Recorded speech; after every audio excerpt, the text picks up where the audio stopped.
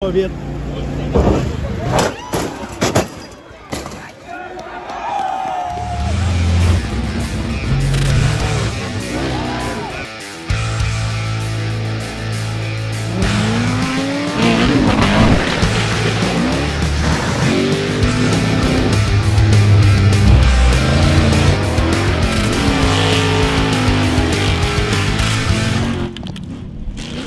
Bonjour, c'est le prof à l'Université Laval. Aujourd'hui, on est ici pour l'épreuve du Nord. On est avec William Lévesque. Bonjour, William. Bonjour, bonjour. Explique-nous, c'est quoi ton rôle ici?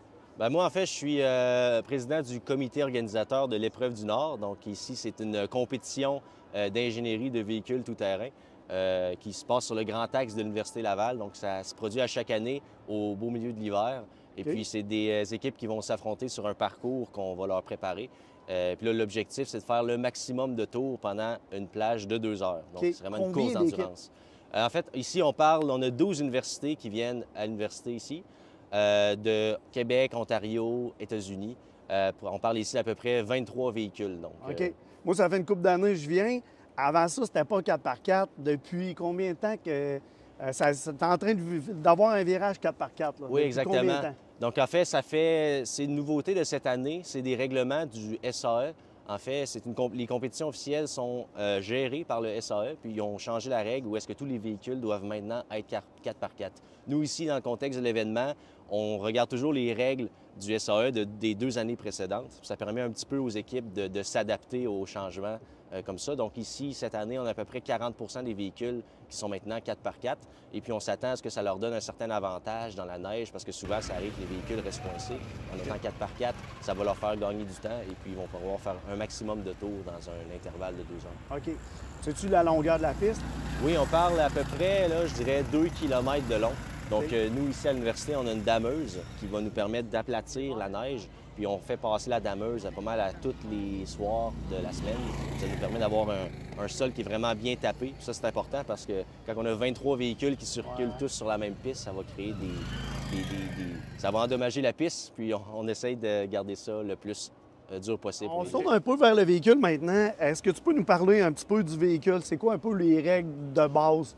Oui, en fait, ça, premièrement, c'est un véhicule monoplace tout-terrain.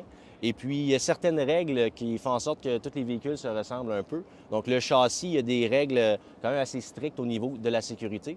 Mais les équipes doivent rebâtir le châssis à chaque année et rebâtir un nouveau véhicule. Mais sinon aussi, quelque chose de commun, c'est le moteur. On parle ici à peu près d'un moteur de 10 HP, que tous les véhicules ont le même moteur.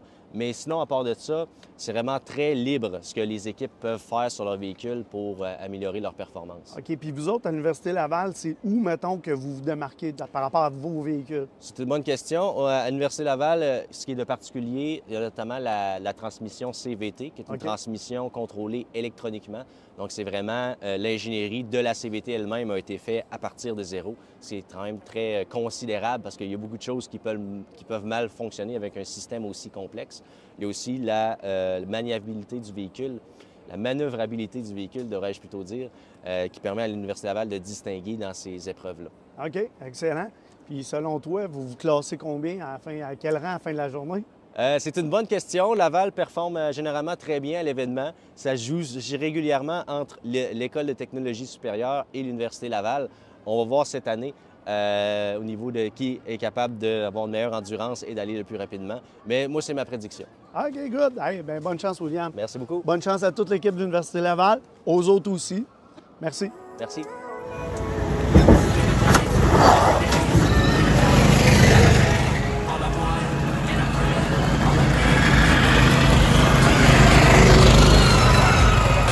Je te dis de regarder là.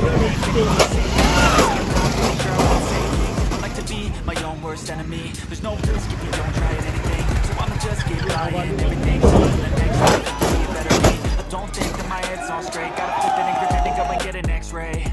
What's wrong with me? I just feel weight pushing on my chest and it squeezes till I suffocate. Better change my mindset, meditate. It's pretty cool that I'm alive and have better days.